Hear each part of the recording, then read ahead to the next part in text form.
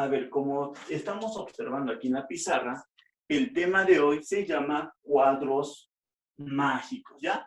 Cuadros mágicos. Y profesor, ¿qué es un cuadro mágico? Un cuadro mágico dice que es un arreglo numérico, o en este caso, una distribución de números en figuras, porque no solamente los cuadros mágicos vienen en cuadros como lo que estás observando, sino pueden venir en forma de estrellas, pirámides y entre otras figuras similares, ¿ya? Y viene siendo un arreglo numérico. ¿Qué quiere decir eso? Que voy a agarrar números y los voy a colocar en estas partes, en cada espacio. De tal manera que vamos a tener sumas equivalentes. ¿Qué quiere decir eso? Que la suma horizontal, o sea, la suma que voy a obtener aquí, la suma que voy a obtener en esta parte, o la suma que voy a tener aquí, también la suma así vertical o en forma de diagonales debe ser la misma, ¿ya? No debe de cambiar. Listo. Ahora, existen varios cuadros, como ya te lo había dicho. El primer valor vamos a tener acá, los cuadros de 3 por 3. También voy a tener los cuadros de 5 por 5, de 7 por 7. Profe, son números impares, ¿sí? Y cuando tenemos los números impares, acá vamos a utilizar un pequeño método. ¿Cuál es el método?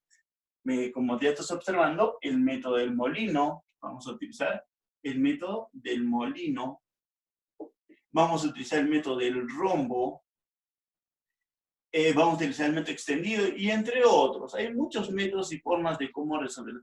Hasta incluso al método del tanteo, a ver qué tal, si lo pongo este número por aquí, a ver si resulta, ¿ya? También vamos a ver cuadros de 4 por 4. ¿Ya? Cuadros de 4 por 4, el cual va a tener otro método diferente. Y después, profesor, hay unos juegos que a veces vienen en los periódicos, llamados los famosos sudoku, ¿ya? Que de repente muchos de ustedes ya lo han visto y han jugado, en el cual tienen que colocar números y no deben repetirse ni en las columnas, ni en las filas, ni en los árboles, ¿no? Entonces vamos a verlo en este tema. Vamos con los cuadros, en este caso, de 3 por 3.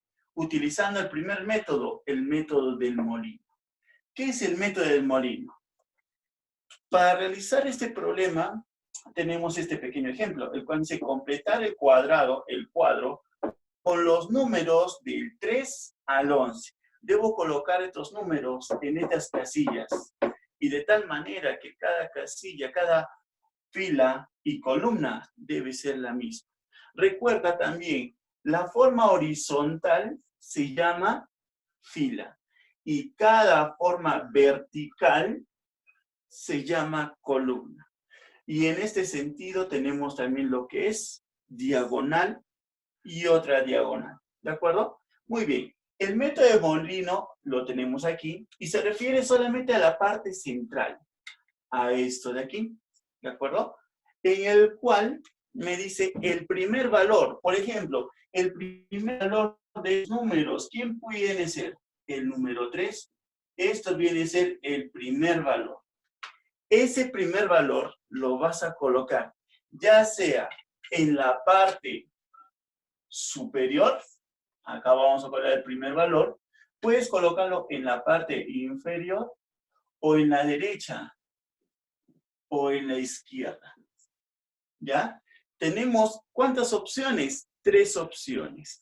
Ahora, si yo lo coloco en la parte superior, debe darme esta flecha. ¿Qué quiere decir? Que todos los demás números deben seguir esta flecha. Si es que yo coloco el primer valor, o sea, el 3, lo coloco en este sentido, entonces todos los demás números deben seguir este orden. Todos deben ir esa flecha. Si es que yo coloco esto de acá, todos los demás números deben de seguir. Igual de esta manera, profesor, ¿qué he obtenido? Como un molino, ¿no? Como un molino de viento. Profe, el molino puede girar en este sentido, como lo ven las espadas, o de repente puedo irme en los sentidos contrarios. como estás observando, ¿de acuerdo?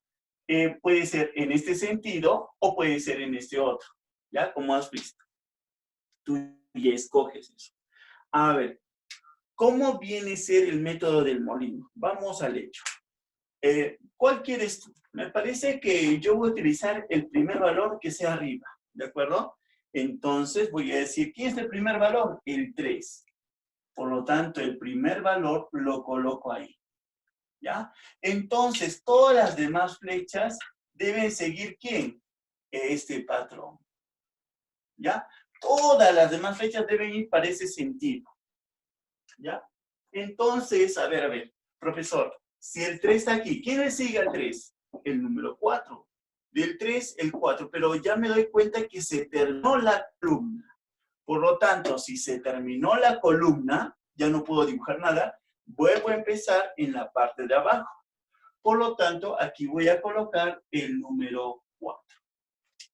Vamos por el siguiente, vamos a ver el siguiente valor que viene a ser aquí, ¿ya? Y me doy cuenta, profesor, que aquí ya se terminó, ¿quién? La fila.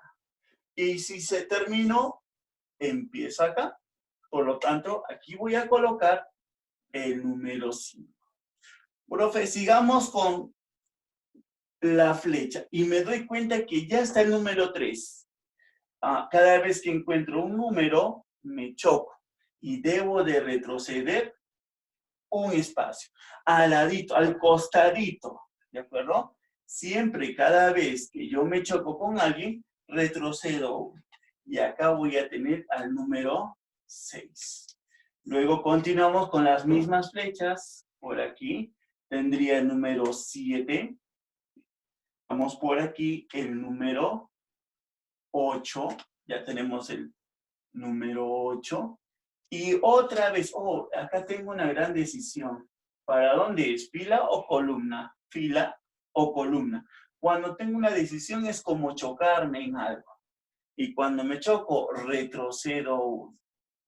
Profesor, en este caso, en estos cuadros, en este método, tienes 2 choques. ¿Cuáles son?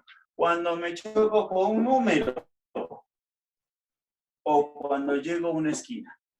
¿De acuerdo? Profe, en este caso, me choqué con una esquina.